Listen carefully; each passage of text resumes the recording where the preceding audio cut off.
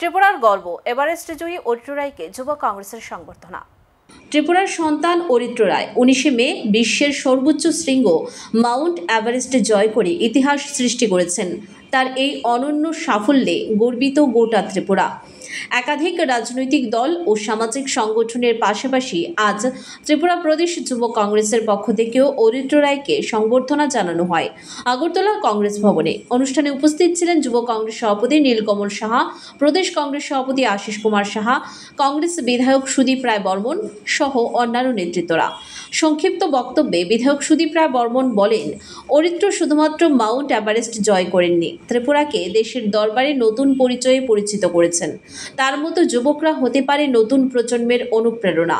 তিনি রাজ্য সরকারের প্রতি আবেদন জানান, নেশামুক্ত রাজ্য গঠনের উদ্যোগে অরিত্র রায়দের মতো কৃতি যুবকদের ব্র্যান্ড অ্যাম্বাসেডর করে ছাত্র যুব সমাজকে নেশামুক্ত ভবিষ্যতের পথে এগিয়ে নিয়ে যাওয়া হোক।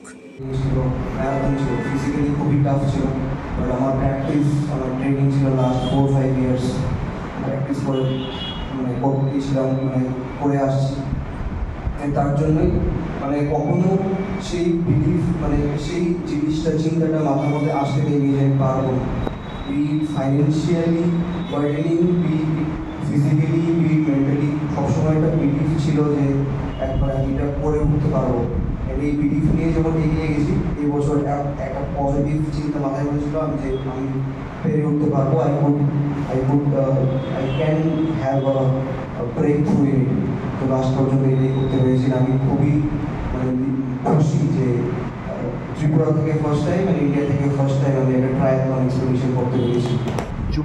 ছাত্র যুবকদের প্রভাবিত করতে সরকারকে আরও ইতিবাচক ভূমিকা নিতে হবে এবং আমাদের মাঝে এরকম অরিত্র রায়ের মতো ছেলেরা আছে যাদেরকে আমরা ব্র্যান্ড অ্যাম্বাসেডর বানিয়ে তার জীবনে বিভিন্ন জায়গায় তাকে নিয়ে আমরা তার জীবনীটা তুলে ধরে how we could কনকার the Mount Everest.